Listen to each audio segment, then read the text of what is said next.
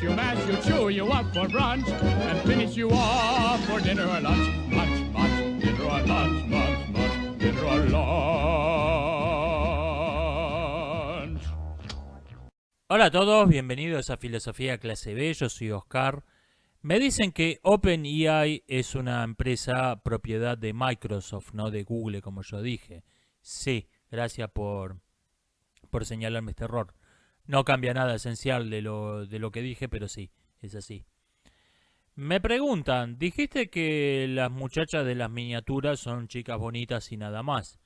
Pero ¿hay alguna razón para que sean todas de un tipo étnico en particular? ¿Es para tocarle los huevos a YouTube esto? No, pero tampoco viene mal. Gusto personal nomás. Hoy, por ejemplo, la chica de la miniatura es una muchacha morocha. Es una mulata y esto no es por su comentario, es ni para ser más diversos, más inclusivos. Tengo un stock de fotos de chica bonita y era la que seguía. No hay ningún no hay ningún mensaje cifrado, no le busquen nada raro, son fotos de chica bonita para poner en la miniatura, nada más. Y también esto sirve para que los videos se vean más claramente distintos entre sí. Esta tiene esta función práctica también. A ver, no es lo mismo acordarte. Vi hasta el 165 o hasta el 166 que... el de la mulata ya lo vi. No es lo mismo. Uno recuerda mucho más fácil. Es para eso nada más. Me dicen sobre comenté que la Constitución argentina no tiene ninguna relación con las leyes que rigen de hecho en el país. Me dicen deberías darle un vistazo a la Constitución de Venezuela. Lo hice y desde el preámbulo te describe un país de mierda. Me refiero al régimen legal, no a la gente, no a la cultura. Desde el preámbulo te dice que Venezuela es un estado plurirracial. Por lo tanto, Venezuela es un estado racial. Vos no podés ser plurirracial si no sos un estado racial. Si la raza no considera el fundamento del Estado. Y te dicen que la soberanía nacional está subordinada a lo que le manden organismos internacionales, con el eufemismo de organismos de derechos humanos. Te está describiendo un país de mierda, el mismo preámbulo. Y esto no ocurre con la Constitución argentina. Me han observado que si la lees con atención tiene varias cosas que suenan bastante feas. Y puede ser, pero el punto es que te está describiendo un país que no sé dónde queda, pero que no es Argentina. Y esto es algo que no he visto en ninguna otra parte. Por ejemplo, estuve leyendo la plataforma electoral del partido de Milei y Espert y te dicen que van a disolver provincias, que van a dividir provincias, que van a fusionar provincias unas con otras. El Estado Nacional no puede hacer eso en Argentina. O sea, un partido te está diciendo en la plataforma electoral, te está diciendo que cuando lleguen al país, al gobierno, piensan tomar medidas inconstitucionales y nadie les dice nada. Esto es la cosa más normal del mundo. No salieron todos los demás partidos, ¿cómo está proponiendo dividir provincias, fusionar provincias, inconstitucional? No, como que la Constitución fuese una novela, como que no tuviera ninguna relación con las leyes que rigen en el país. Y esto, repito, esto no lo he visto en ninguna otra parte, no a esta escala por lo menos. Leyes inconstitucionales hay en todas partes, sí. Lo que no he visto en ninguna otra parte es esto de que la Constitución simplemente se considera irrelevante. La Constitución se considera irrelevante. Los ingleses son más francos, no tienen Constitución. Se gobiernan por la ley, la hace la Cámara, punto. No tiene ningún fundamento. Eso es de hecho lo que ocurre en Argentina, simplemente que en Argentina teóricamente tenemos una constitución, eso es único. Hablando de Roma, sobre la plataforma de Milei y Esper, estuve viendo, me llamó la atención la notoria incoherencia, la notoria hipocresía de los anarcocapitalistas. Que esa A no significa que el Estado vaya a dejar de existir, significa que te van a dejar de informar de los asuntos del Estado. O sea, son gente que tiene un partido político, son gente que ocupa cargos públicos en el Congreso y que aspiran a ser el jefe de Estado. El jefe del Estado. O sea, no son cuando te dicen que son anarquistas, no quieren decir que el Estado vaya a dejar de existir. Quiere decir que el Estado no es asunto tuyo. Vos sos un vulgar campesino, no tenemos por qué, los asuntos del Estado no son cosa tuya, no tenemos por qué informarte. Eso es lo que quiere decir esa A, realmente. Y esta plataforma electoral de este partido es lo que hubiese sido normalmente un tercio de una plataforma electoral. No te hablan de ninguna otra cosa que de economía.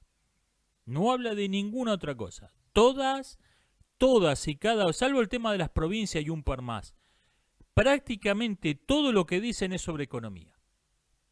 Nada más que de economía. Que está bien, la economía es un asunto importante en la política, sí. En la economía, estúpido. Sí, pero normalmente eso hubiese sido un tercio, ponele la mitad de una plataforma electoral. ¿Ok? En esa mitad, en ese tercio de plataforma electoral tiene cosas que me parece que están bien, cosas que no me van ni me vienen. Ahora, no voy a caer en la trampa de discutir lo que dicen cuando el asunto principal es todo lo que no dicen. Ok, ponele que este tercio de plataforma electoral que publicaron está todo perfecto. ¿Estamos de acuerdo con todo? No, pero ponele que estamos de acuerdo con todo. Ok, ¿y qué de los otros 2/3 de plataforma electoral que no publicaron? ¿Qué piensan hacer sobre todas las cuestiones que no son económicas? O sea, ¿cuál es su posición sobre todas las cuestiones que no son económicas? No hay que caer en la trampa de discutir lo que dijeron, lo que publicaron, cuando lo más importante, con diferencia, lo que no dicen, lo que no publicaron. Y esta es la trampa Y esta trampa es común a los anarquistas de derecha y a los anarquistas de izquierda. Los anarcosocialistas te dicen, ¿cómo puede haber socialismo sin Estado? ¿Cómo puede haber un socialismo sin Estado? Lo mismo, la A significa que vos no vas a tener ningún rol en eso. No significa que va a dejar de existir. Los únicos anarquistas más o menos coherentes son los anarcoindividualistas. Tipos como Severino Di Giovanni, que te dicen yo no reconozco ninguna autoridad como legítima. Para mí el dinero lo tiene el que se lo puede agarrar y la policía no es más que una fuerza represiva sin ninguna autoridad moral, es una mafia más. ¿Ok? En lo único que no estoy de acuerdo es en que quería hacer algo distinto de tipos como Dillinger. O sea, esa era la única incoherencia de Di Giovanni. Yo tengo una banda de asaltantes porque negamos la propiedad privada y creemos que el Estado es una fuerza represiva sin ninguna autoridad moral y que la policía no es más que una banda de matones y que los bancos son fuentes de dinero que podemos ir y robar y quedarnos con eso porque sí, porque tenemos el poder de las armas. ¿Ok? Tenés una banda de asaltantes. Te podías haber ahorrado todo el resto, lo infería por lógica. Esa es la única incoherencia. Creer que eran algo distinto de tipos como Dillinger. Esa es la única incoherencia. Pero después tenemos los anarcocapitalistas como Milei y los anarcosocialistas en la izquierda que pretenden que pretenden que el Estado va a dejar de existir o no existe cuando ellos son parte del Estado. Cuando ellos son parte del Estado.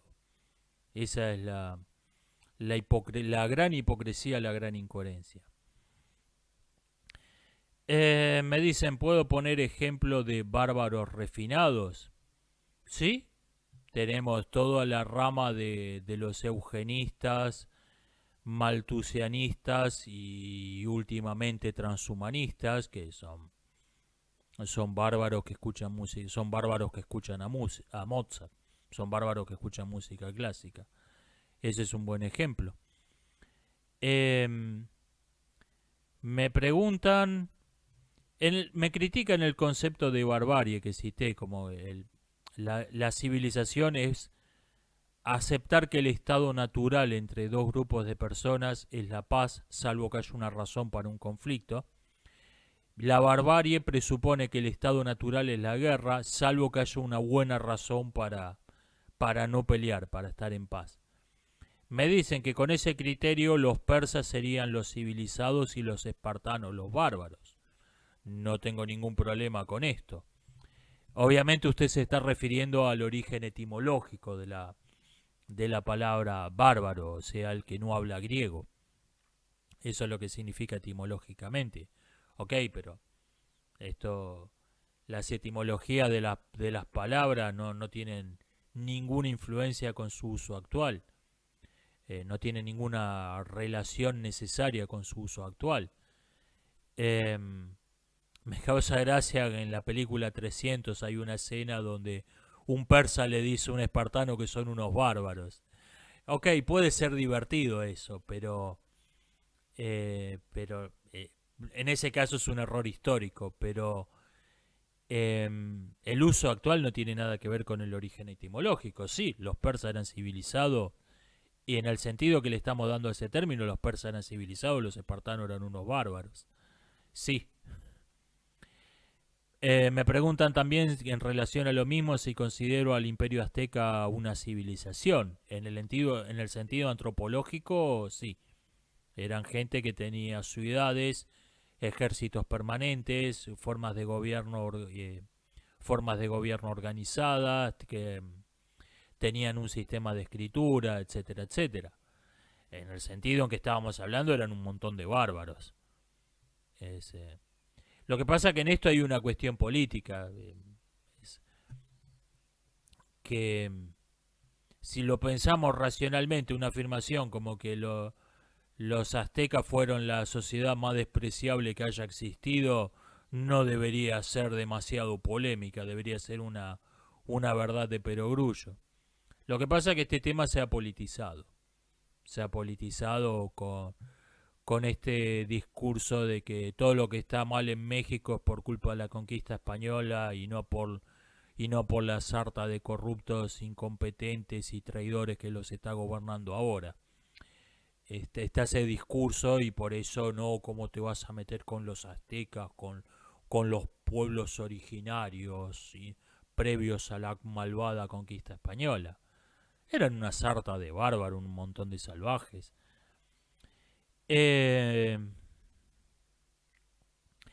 Me preguntan si vi el deepfake que compartió Trump en su cuenta de Twitter. Sí, lo vi, está muy divertido. A ver, esta tecnología existe.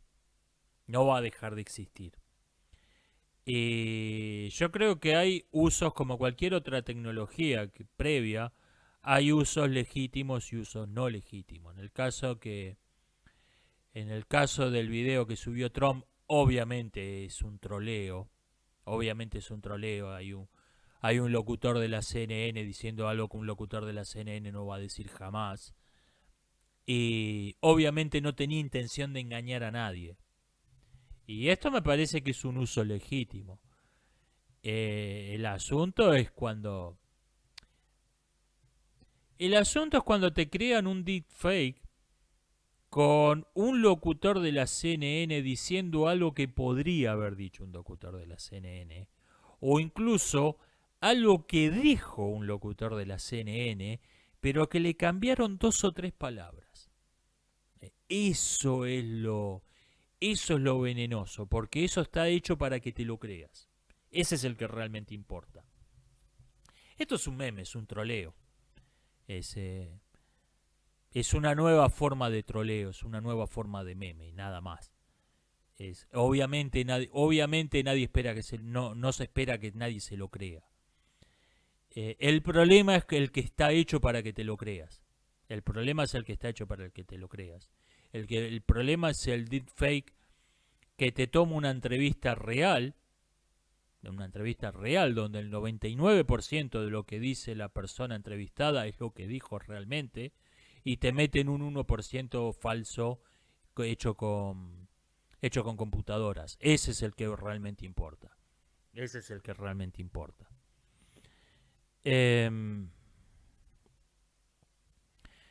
Me preguntan algo sobre la guerra de Ucrania.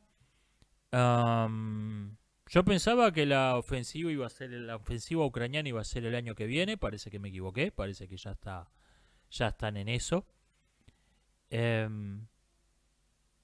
Bakhmut ha sido la gran sorpresa de esta guerra, una de ellas.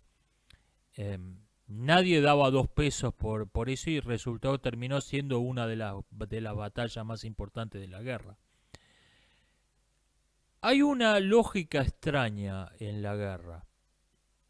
La guerra tiene una lógica extraña con la que no estamos familiarizados. Normalmente, los negocios en los que nos ocupamos son negocios de suma positiva.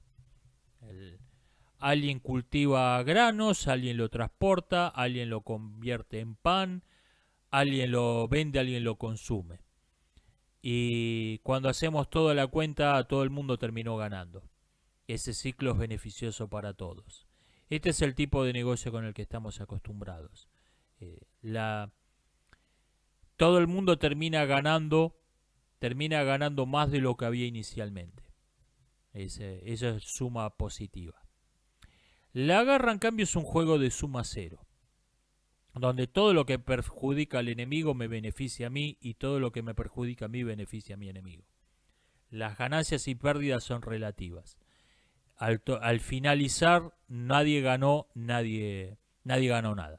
Esa es la guerra. Y por esta lógica extraña de la guerra, a veces se produce una batalla épica en el medio de la nada, y uno se pregunta, ¿y qué había acá? ¿Por qué estos tipos están peleando en el medio de la nada? Respuesta, porque ahí estaba el enemigo. La batalla del medio de la nada se produjo ahí porque ahí es donde estaba el enemigo.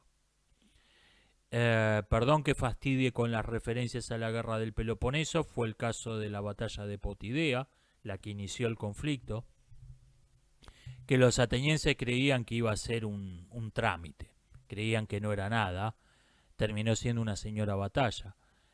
Y creo que algo parecido es lo que está pasando con Bakhmut. En Bakhmut está el enemigo. No tiene ninguna importancia estratégica, no tiene ninguna importancia táctica, no tiene ninguna importancia económica Bakhmut. Lo que pasa es que en Bakhmut está el enemigo. Y eso es lo que está pasando. Es esta lógica extraña propia de la guerra. Me comentan que en un video viejo dije que Cleopatra era mulata, y dije lo contrario respecto de este pseudo documental de Netflix. Me preguntan, ¿he cambiado de opinión al respecto? Bueno, para empezar, no sé lo suficiente del tema como para tener una opinión, en primer lugar. En ambos casos estaba citando lo que dijo gente mejor informada que yo al respecto. Yo había leído este tema de la ascendencia africana de Cleopatra y me sonó razonable, y pensé que esa era la opinión comúnmente aceptada entre los historiadores. Gracias a la encomiable tarea de labor educativa de Netflix, en estos días un montón de gente ha subido videos, gente que sabe del tema, ha subido videos a YouTube, los estuve viendo, y me encontré con que esa hipótesis fue mayormente rechazada y la opinión no unánime, pero ampliamente mayoritaria hoy en día es que Cleopatra se veía como la mina de las monedas, como la mina de las estatuas. Esa es la opinión mayormente aceptada hoy.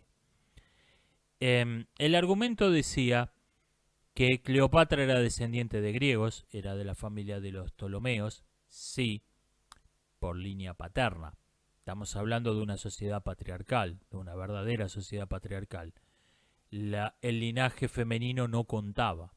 Entonces, la hipótesis decía que era razonable suponer que todas o la mayoría de los antepasados mujeres de Cleopatra durante 20 generaciones deben haber sido keniatas, etíopes, egipcias, marroquíes, sudanesas. Por lo tanto, Cleopatra debe ser, en lo que en nuestra terminología debía ser mulata. Sonó razonable, pero parece que esto no era tan así. Parece que esto no era tan así.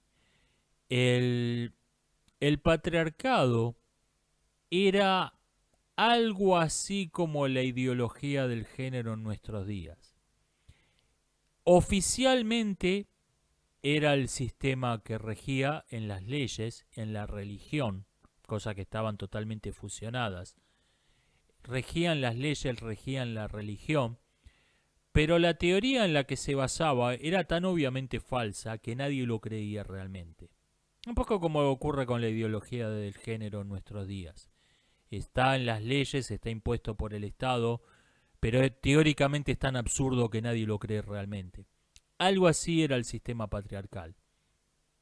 Entonces, aunque teóricamente, legalmente, los antepasados femeninos no tenían importancia, sí tenían importancia. Sí le daban importancia.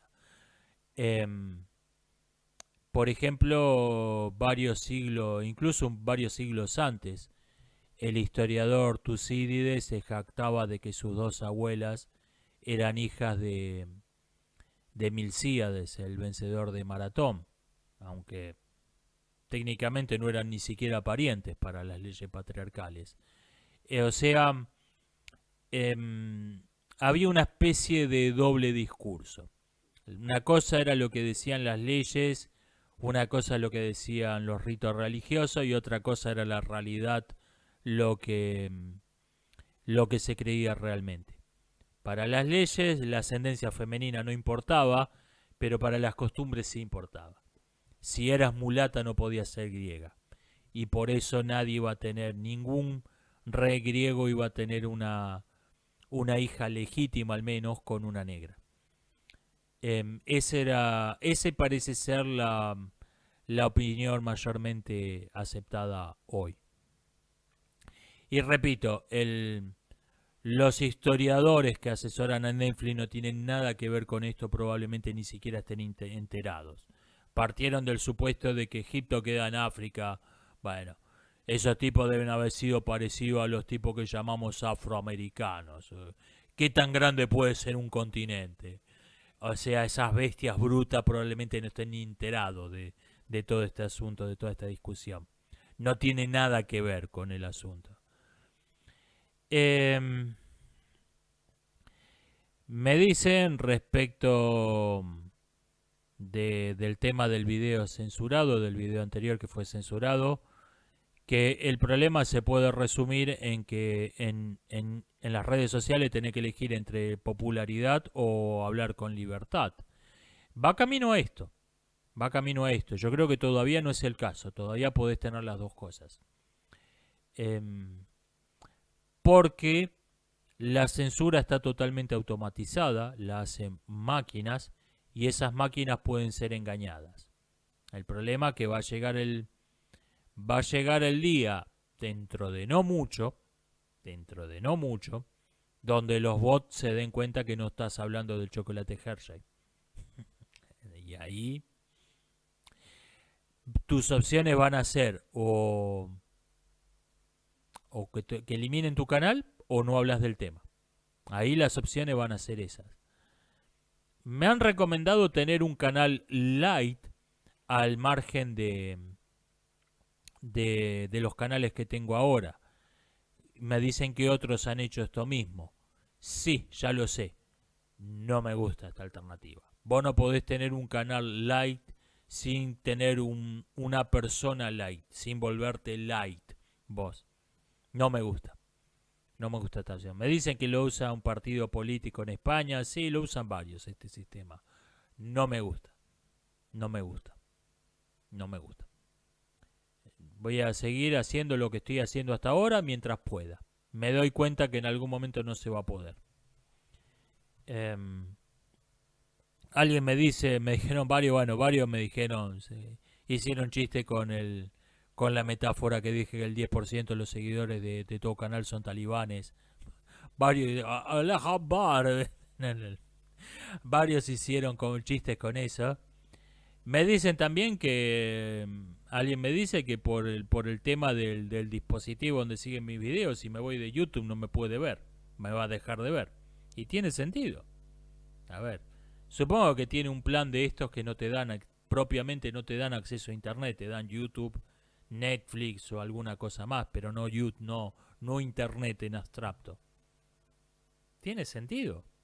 Tiene sentido. ¿Qué te vas a gastar? Vas a gastar $100 por mes para ver mis videos. No lo haría yo. Esperás que lo haga alguien random. Tiene sentido. Y esto es lo que le da el poder a YouTube y por eso abusa. Me preguntan qué opino de la Deep Web. Yo creo que este concepto ya no tiene mucho sentido. En algún momento el 98%, o creo que más, al menos el 98% de todo el contenido que estaba subido a la internet estaba indexado directa o indirectamente en Google. Entonces, bueno, que tenía sentido hacer esta distinción entre lo que está anexado, lo que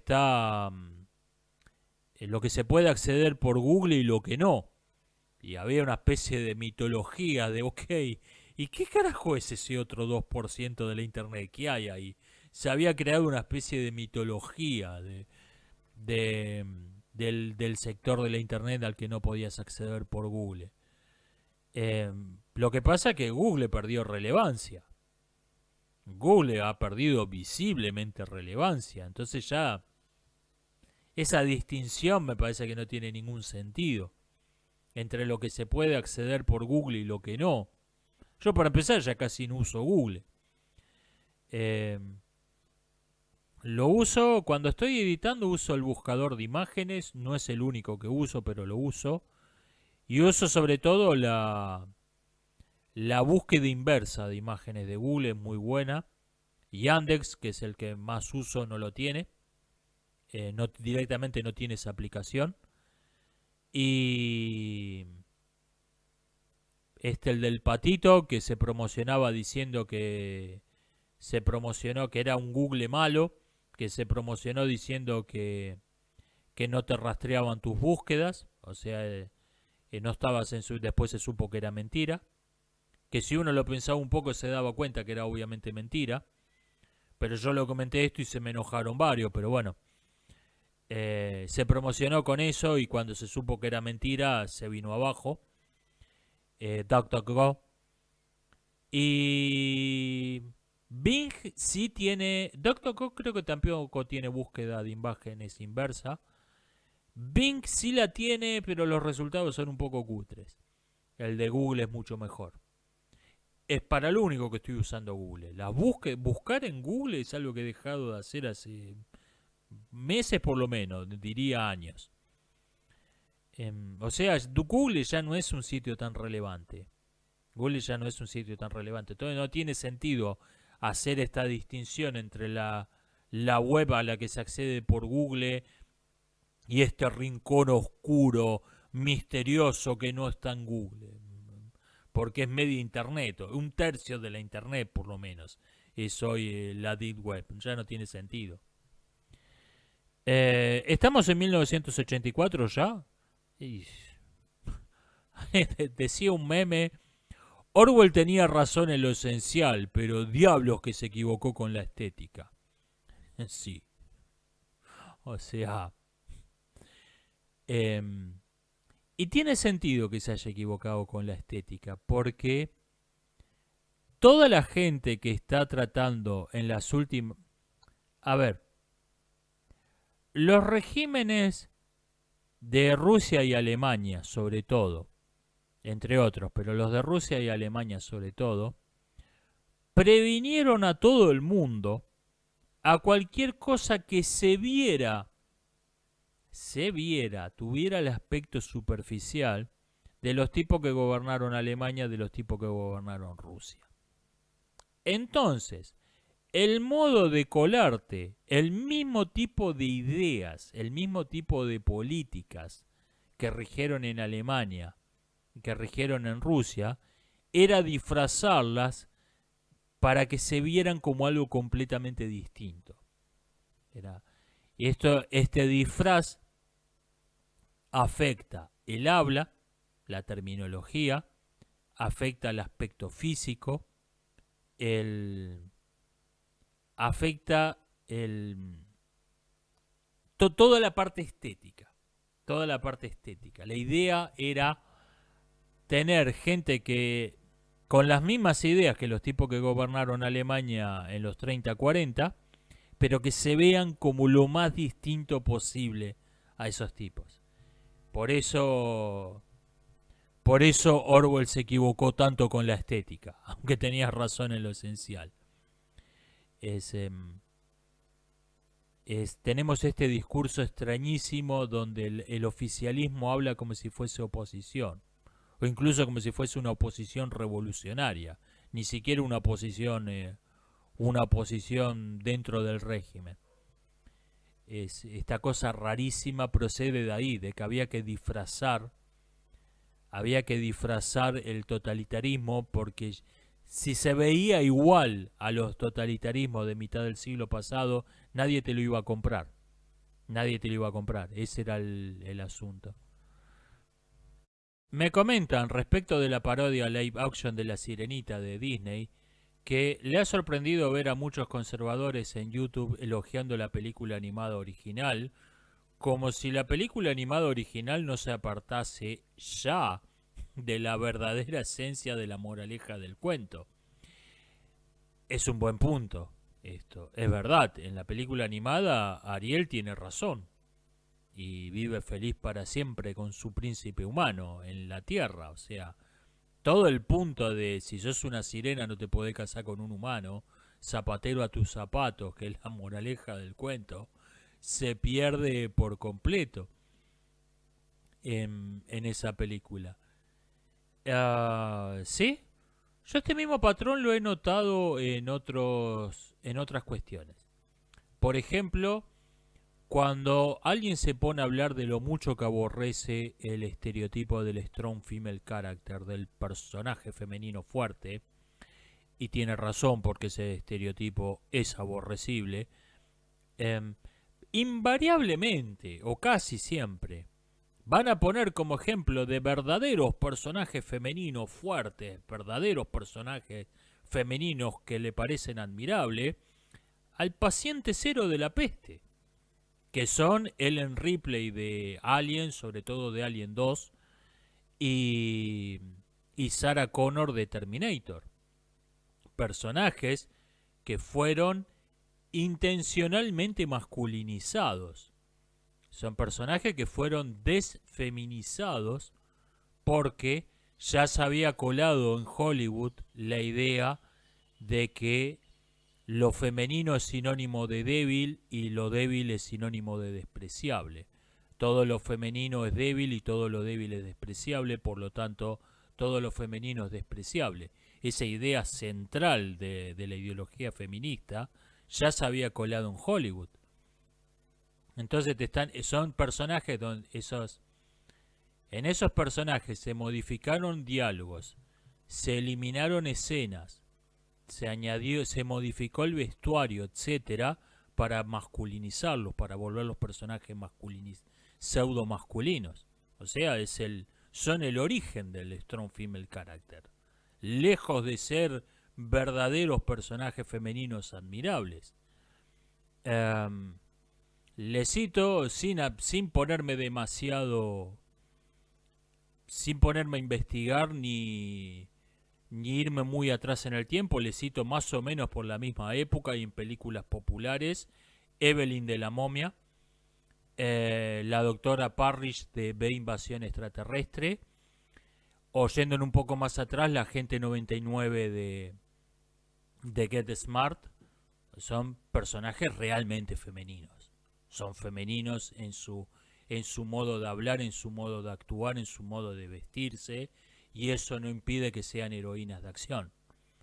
En esos personajes que se elogia hoy como verdaderos ejemplos de no, son el origen de aberraciones como Capitana Marvel. Capitana Marvel procede de Ellen Ripley y de Sarah Connor. Ese, eh, es curioso esto, es verdad, es el mismo patrón que se da en estos casos. Eh, Me dicen, no hay una incoherencia entre hablar de una verdadera moral y al mismo tiempo señalar que existe una moral occidental como opuesta a otras morales. Tuve un pequeño problemita técnico con con el cable de la batería. Perdón si estoy un poco distraído. Me dicen, no existe una incoherencia entre hablar de una verdadera moral y señalar una moral occidental como distinta de otras morales. No, porque filosóficamente, en ética, no puede existir más que un solo sistema de moral que sea verdadero. Por motivos teóricos que no vienen al caso y que los voy a desarrollar en algún momento, ciertamente no a la pasada en un respondiendo comentarios. Eso no quiere decir que no existan distintos códigos morales que se han aplicado realmente en distintas sociedades, en distintas culturas, en distintas civilizaciones. No hay una incoherencia con esto. Yo no creo que la moral occidental sea la verdadera moral. Creo que se le acerca bastante. Pero esta verdadera moral, que teóricamente no puede haber más que una, es una realidad a priori. Y después tenemos el mundo real, complejo, caótico, en donde han competido distintos sistemas de ética con distintos fundamentos religiosos, teóricos, impuestos por distintas autoridades, etcétera. No hay una incoherencia entre una cosa y otra. Tampoco hay una incoherencia entre decir que la isla de Sicilia tiene forma triangular, aunque de hecho tenga como 500 lados. Es una isla, es un objeto real, con todas las imperfecciones que tiene un objeto real. Sin embargo, si abstraemos una especie de Sicilia ideal, nos damos cuenta que es una especie de triángulo. No hay incoherencia entre una cosa y otra. Me preguntan sobre el tema del plástico que se promocionó como reciclable. ¿Cómo es eso? Hay una cuestión clave acá, que me dicen que no había pensado que si el plástico fuera realmente reciclable no podría haber islas de plástico flotando en los mares. En efecto, hay una cuestión con el sufijo ble. Cuando uno dice que una manzana es comestible, no quiere decir que alguien se la vaya a comer. Está implicando una potencia. En potencia, la manzana es comestible. Cuando uno dice que una sustancia química es inflamable, no quiere decir que necesariamente se vaya a quemar. Quiere decir que en potencia, cuidado que esto es inflamable. Está señalando una potencia y no algo que vaya a ocurrir en acto. Por lo tanto, para decir que tu botella de plástico es 100% reciclable, Lo único que tenés que demostrar legalmente es que tiene algún posible uso como material reciclado, no que vaya a ser reciclada, no que vaya a ser reciclada. Y para demostrar que es reciclable, basta con fabricar unos cuantos bancos de plazas, toboganes para niños y piletas hechas de plástico reciclable. De plástico reciclado, en este caso sí, reciclado de hecho.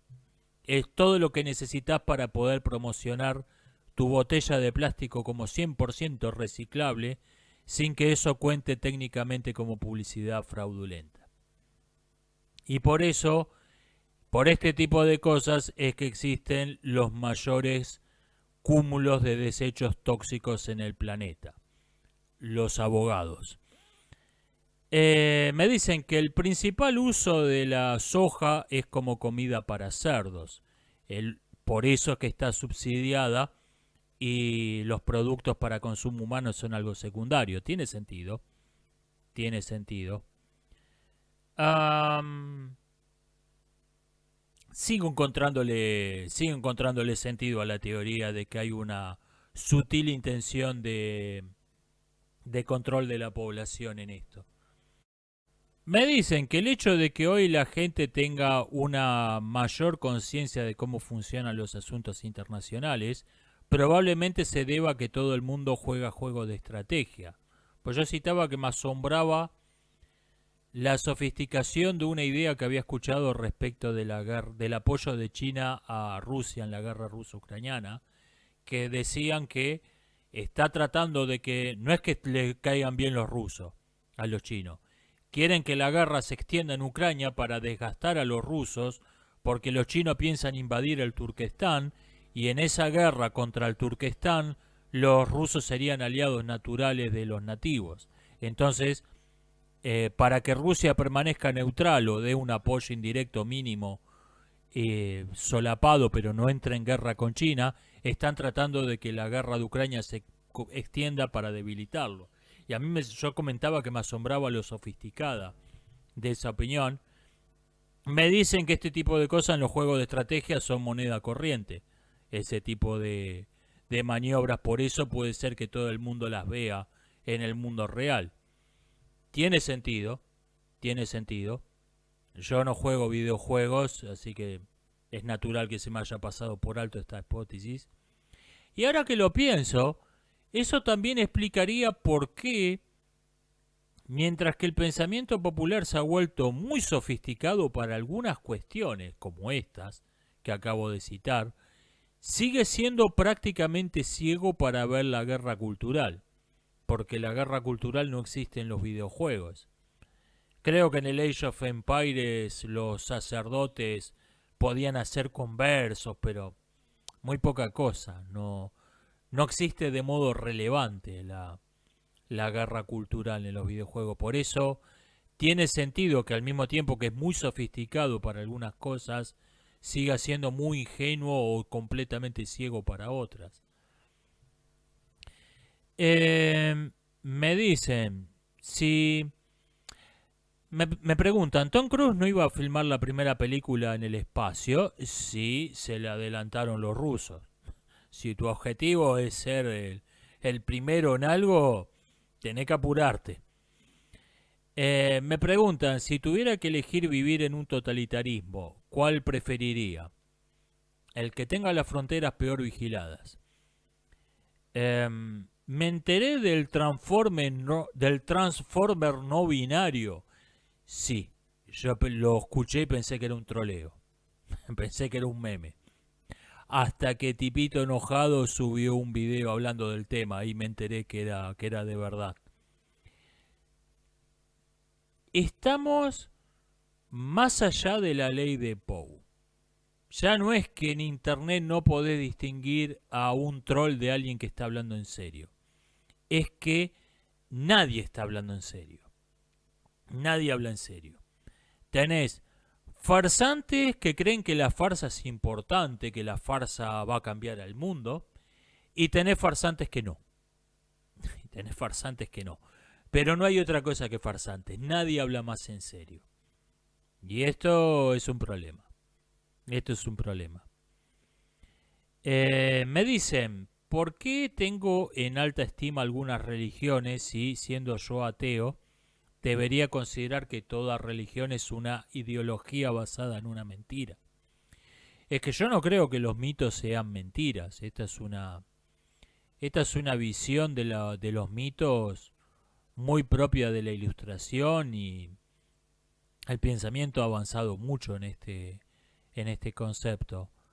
Yo pienso, yo suscribo la visión que tenía del tema el rumano Mircea Eliade, para quien los mitos, lejos de ser lo contrario de la realidad, los mitos son la realidad. Los mitos se diferencian de un cuento, se diferencian de una fábula, en que el mito es el relato que le da sentido a la realidad, es el relato en el que se vive, es el relato que explica los hechos del mundo en el que vivimos, o sea, es la realidad. Para los modernos, este rol lo suele ocupar la ciencia. Tenemos una visión científica del mundo. No sé si esto sigue siendo el caso de la mayoría. Yo creo que en el mundo de hoy, del siglo XXI, el rol del mito lo ocupan las ideologías políticas, no la ciencia. Pero digamos, en quienes todavía tenemos una visión científica de la realidad, esto quiere decir simplemente que la ciencia es nuestro mito. La ciencia es nuestra mitología. El mito es el relato que explica la realidad. Y lo que pasa es que en las culturas primitivas esto es indistinguible de un cuento. Eliade contaba que el mito de creación de una tribu lo escuchó a 50 kilómetros de ahí como un cuento de hadas en otra tribu. Era un cuento que le contaban a los chicos para divertirlo. Era el mito de la creación de una tribu a 50 kilómetros. Eliade muy probablemente estuviera pensando en los vampiros al decir esto. Es un tipo que se crió en Transilvania. Muy probablemente estuviera pensando en los vampiros. Lo que se toma en serio en una parte es un cuento para divertir a los chicos. Drácula es un personaje de Hotel Transilvania. No a 50 kilómetros, a unos cuantos más, pero eso es el mito. El mito es el relato que le da sentido a la realidad. Por lo tanto, no tiene sentido calificar a la mitología que forma parte de una religión organizada, como el cristianismo, como el islam. No tiene sentido verla como una mentira, como que esos tipos tuvieran en secreto un tratado de física newtoniana escondido en el escritorio, pero para la gilada le hablan en la Edad Media, le hablaban de Dios y el diablo. Esa visión es ridícula. Esta era la visión que tenía la Ilustración, que por cierto eran radicalmente antirreligiosos y no se daban cuenta que le estaban haciendo un favor enorme al decir eso. Estaban diciendo que esos tipos tenían una mente científica cuando tal cosa no existía. Wow, esos tipos eran brillantes. No se daban cuenta que los estaban elogiando sin darse cuenta. No es así como funciona. Desde luego rechazo la visión mitológica de todas las religiones como cuentos de hadas en el sentido que le da Eliade a este término. Para mí son cuentos de hadas. Dios, el diablo, la crucifixión de Jesús de Nazaret, para mí todo eso son cuentos de hadas. La Inmaculada Concepción, eso no quiere decir que no vea aspectos de esa aspectos de esa visión de la realidad que sean, no los vea como muy valiosos, como aprovechables, como ideas interesantes, sobre todo en su dimensión ética. No hay una incoherencia en esto. Me comentan que el héroe japonés se diferencia del héroe occidental en que no hace la distinción entre el poder y la autoridad. Considera que quien tiene el poder tiene la autoridad. Está interesante esto. Está interesante esto, de verdad. En la ficción japonesa el héroe nunca es un rebelde. No existe un personaje análogo al oficial Fletcher del motín del Bounty. ¿No? Un amotinado siempre sería el malo en una ficción japonesa. No, nunca puede ser el héroe. Es un punto interesante. Es una idea interesante esta. Me preguntan si rechazo la idea del transhumanismo de que el humano es equivalente a una máquina. Entonces rechazo por lo tanto el concepto de cyborg. No lo había pensado, pero tiene sentido. La verdad, usted es más coherente que yo en lo que dije. No lo había pensado, pero tiene sentido. Un cyborg es algo intermedio entre un ser humano y una máquina. Y no puede haber algo intermedio entre un ser humano y una máquina. O algo es. O es un ser humano o es una máquina. Es una cuestión de todo o nada. No hay un semi-humano. Un semi-robot. Hay humanos y hay robots. Es un buen punto. No lo había pensado. Me comentan, ¿podría pasar que algo que se originó como propaganda negra termine siendo creído de verdad por un grupo de personas? Podría ser. En Argentina se dio cuando se sancionó la ley inconstitucional de la interrupción del embarazo. Alguien pegó, un partido político pro vida, pegó afiches en torno al Congreso, para que lo vieran los diputados, donde hacían explícito, supuestamente eran pro aborto, donde hacían no usaban la charlatanería del derecho de la mujer a decir, sino que hablaban de los verdaderos fundamentos maltusianistas de la ley. El aborto para terminar con el síndrome de Down, vamos a legalizar el aborto para reducir la población de las villas. Y los diputados que vieron los esclavos de Planet Parenthood, que vieron los afiches y dijeron, ahora estamos diciendo esto, se lo creyeron que eran de ellos. Los entrevistaron y dijeron, sí, no, bueno, es una gran cosa, está muy bien esto porque vamos a reducir el problema de las villas gracias a que se legalice el aborto. O sea, dijeron, se la creyeron que habían sido de su propio partido el que había pegado esos afiches. Es una especie de troleo esto, no es lo que usted dice.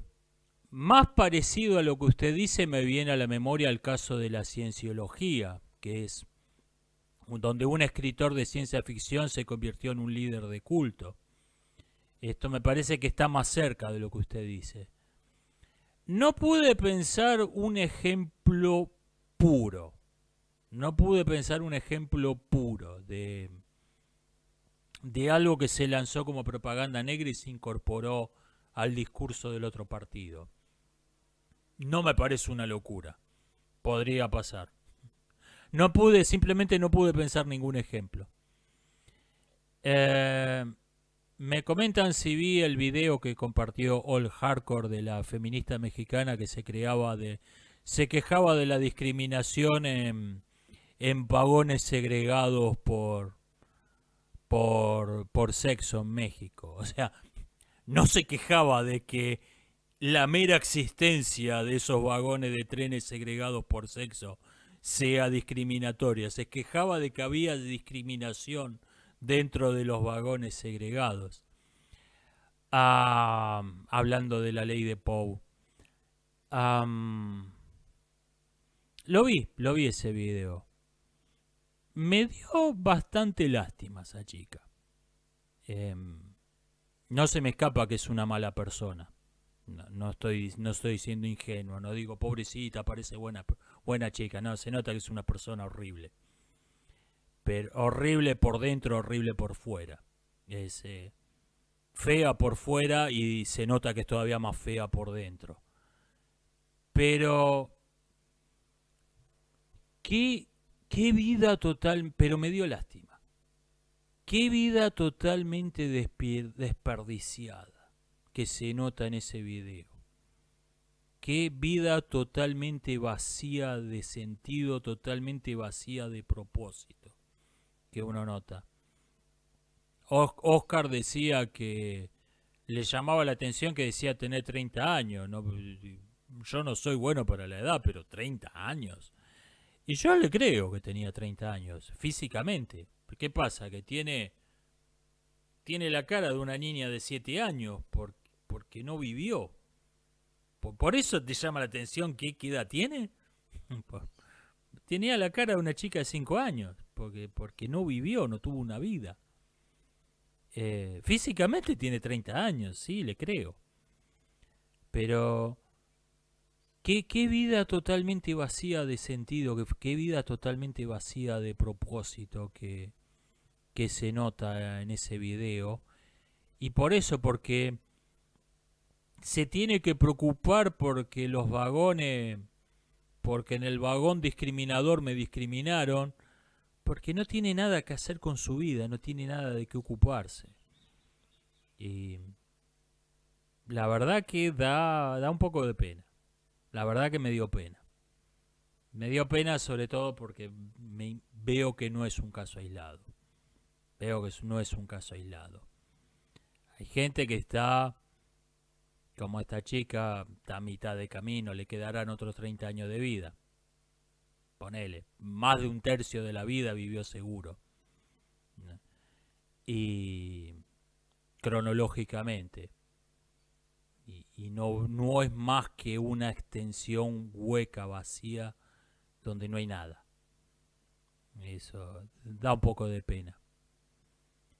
Me comentan cuál es la falacia del equívoco, porque compartí una noticia que me pareció divertida de un preso condenado a reclusión perpetua, life in prison, vida en prisión, que murió, lo resucitaron con una descarga eléctrica y ahora pide que lo suelten diciendo que ya cumplió su condena. A ver, vida y muerte tiene un sentido en medicina y tiene un sentido legal. Entonces está usando en un mismo razonamiento, está usando una misma palabra con dos sentidos distintos. Cuando te condenan a una vida en prisión, a prisión de por vida, quiere decir que no salís legalmente. Quiere decir que no salís más, que salís de la cárcel con los pies para adelante. No que se terminó tu vida médicamente y te resucitaron a cumplir la condena. Eso es un sofisma donde está usando una misma palabra, la está usando una misma palabra con dos acepciones distintas como parte de un mismo razonamiento. Me comentan que en la República Dominicana hasta la década del 80 para algunas cuestiones necesitabas presentar como documento público una fe de bautismo para abrir una cuenta bancaria, para sacar un pasaporte. ¡Wow! Pesadita está.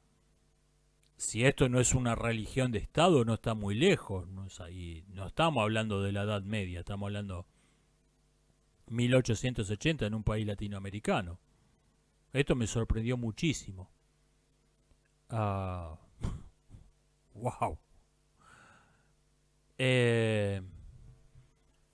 Me preguntan, en España están haciendo campaña para legalizar el incesto. Creo que esto se podría extender a Latinoamérica. Podría influenciar seguro. En la guerra cultural usan un concepto que se llaman los países que dictan la moda. La UNESCO por lo menos usa esta terminología. Los países que dictan la moda son países a los que tienden a imitar otros países en la región. Entonces, se gasta una cantidad importante de recursos para hacer lobby, para sobornar funcionarios públicos, etcétera, para hacer propaganda en los países que dictan la moda, porque esos países son claves. Se sabe que el resto va a seguir solo. Lo único que necesitas es lograr los cambios legales en los países que dictan, en los países enemigos. Estamos hablando, la guerra cultural es guerra. Esto es algo que mucha gente no entiende. Y mucha gente, me refiero a gente con poder. El único país que ha entendido claramente que la guerra cultural es guerra, en sentido literal, no metafórico, hoy es China. El resto tiene una visión de, ok, hacemos propaganda para vernos bien, apoyamos a gente que impulse en los países enemigos leyes que los van a perjudicar. Todo esto está bueno, pero la guerra en serio son tanques, cañones, aviones. Tienen esa visión. Ejemplo, la guerra ruso-ucraniana. La guerra en serio se pelea con tanques, cañones, aviones. Los chinos son los únicos que tienen clarísimo que la guerra cultural es guerra en sentido literal, que ese término no es una metáfora. Bueno, decía, la UNESCO, léase los chinos, tienen esta visión de la guerra cultural donde lo importante es destruir los países que dictan la moda. En Latinoamérica, los principales son Argentina y Perú. Saben que si impulsar leyes autodestructivas en Argentina y en Perú, el resto de Latinoamérica lo va a seguir porque es la moda. O sea, vas a necesitar hacer lobby, vas a necesitar hacer propaganda, vas a necesitar sobornos, pero no tanto, porque ya es algo, lo están haciendo en Lima, lo están haciendo en Buenos Aires. Ya eso le da peso de por sí. España no es un país que dicte la moda en Europa. España no es un país que dicte la moda en Europa. Por eso en Europa el objetivo primario es destruir Francia, destruir Inglaterra. Pero, sobre todo, destruir Londres, más que Inglaterra como Estado. El objetivo principal es destruir París, el objetivo principal es destruir Londres. Pero España no es solo un país africano, no es solo un país europeo, quise decir. Se suele olvidar que España es un país africano. Y en tanto que es un país africano y puede ser visto con admiración y con envidia por otros países africanos, ahí puede ser un objetivo apetitoso. Ahí puede ser un objetivo apetitoso a destruir culturalmente. Por ese lado podrían venir los tiros. Me dicen, no me preguntan, que hoy en día ven que mucha gente desprecia la filosofía por ser algo inútil y al mismo tiempo están dispuestos a ir a la guerra por lo que son básicamente cuestiones filosóficas. ¿Sí? Lo que pasa es que no puede haber una política sin filosofía. Y la gente que desprecia que fomenta el desprecio a la filosofía como algo completamente inútil, como cosa, una pérdida de tiempo que no tiene ninguna importancia. Esa gente en realidad sabe que es importante. Lo que pasa es que saben que eliminar la filosofía, es decir, eliminar la discusión sobre las cuestiones filosóficas, es imprescindible para imponer una filosofía sin discutirla. Para imponer una filosofía como doctrina obligatoria es imprescindible eliminar la discusión filosófica. Cuando te hablan de eliminar la filosofía no sirve para nada, tiene que ser eliminada, te están hablando de eliminar la discusión sobre las cuestiones filosóficas para poder imponer una filosofía como obligatoria. Este es lo que quiere decir realmente. Generalmente una filosofía muy mala, como suele ser todo lo que se impone sin discusión previa. Esto ha sido todo por hoy. Nos estamos viendo hasta la próxima. Hi, I'm Kiko. I'm 23. I go to UCSB and I also bartend. 희창 왕치 거가 강남내 독장